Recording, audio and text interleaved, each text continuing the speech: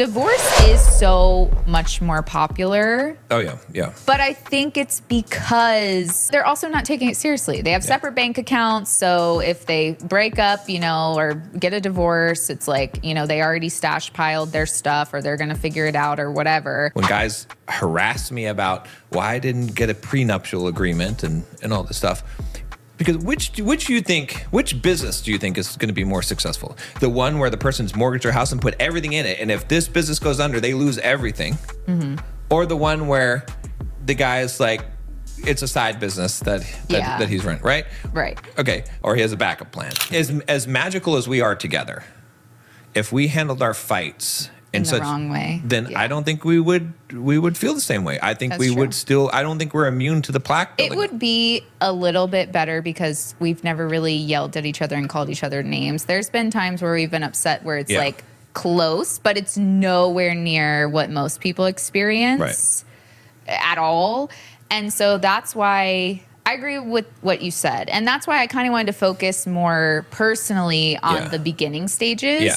Because like you said, if it's like 80%, which most people are like, that sounds pretty good, right? Like, what, I'm just missing 20%?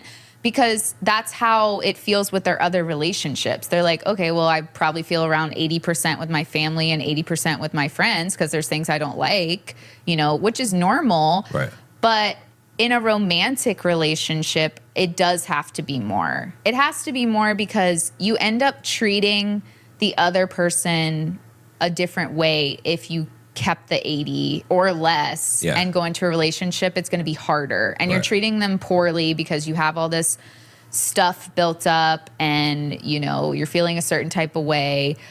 Like we're talking about, it's not hopeless. Like there are things that you can do, but unfortunately you both have to do them. And that's the thing too. That's why in the beginning it's so important with who you pick. And that's why I wanted to talk about it, because I was in the same boat as all these people who are going to be like, yeah, right, that doesn't exist.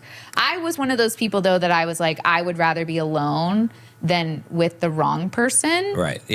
And I dated people that were the wrong person for me. And I don't have a problem with that. But marriage, that was something I was not going to do unless I felt the way that you and I feel about each other. And if that never happened for me, I would have rather dated my whole life trying to find it than settled for the 80 or the 70 or whatever and just been miserable in that sort of experience, right? Or been the only person trying to work and fix it with someone that's not, So I'm not saying that you have to hold out like I did. I do recommend people do that, to be honest, but everybody's different.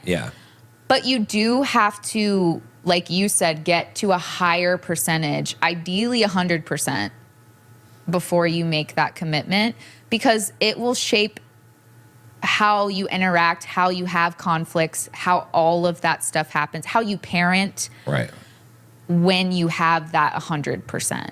Exactly. Yeah. It makes everything so much easier. And it helps you guys work together. I'm not saying that it'll always be perfect. We have not always been perfect. That's why we started this podcast.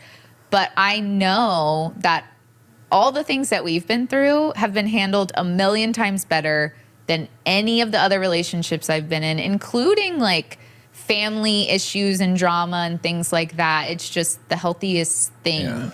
And that's what you need. And, even your family relationships, if they're kind of like a 80% dynamic, those can change and grow, and you can help each other. So I'm not saying that those things are permanent either, but I'm just saying that in the very beginning, you have to take it very seriously, because marriage is a serious thing, and people have kind of diminished that, to be honest. There are people, I know men are gonna be like, women want to get divorced every 5 seconds or whatever, but divorce is so much more popular. Oh, yeah, yeah. But I think it's because, we've talked about this, that a lot of it is women don't feel loved and then men don't feel respected, and that does go into it for sure.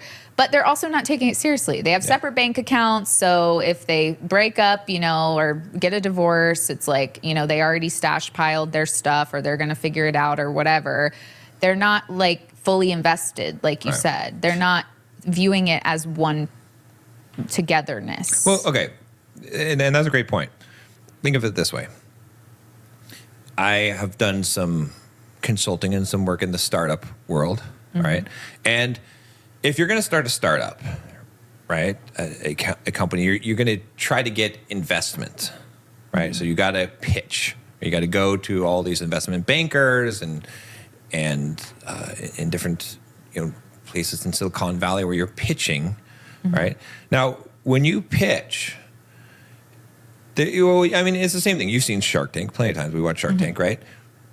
What happens when someone's like, they do their thing and they're essentially pitching to the sharks, and they're like, yeah, I love this business. I'm like, we're gonna kill it, and then they're like, oh well, what are you 100% in the business right now? Or you working another job? And they're like, well, yeah, I have to do this other thing to pay the rent, but and they're like, hard pass, right? They're because they're not 100%, because the sharks know, right? Investors know, and the same thing in Silicon Valley. If you're pitching a startup, they want to see that you have put everything in it. They love it when you mortgage your house, right? When they're like, oh, I mortgaged my house and I put that into the business. Yeah, that's when their eyes light up, right? That's when they're like, yeah, because they know that the person who has put everything into their business will do whatever it takes. Right. And so it's funny, because I haven't thought about this argument before about when guys harass me about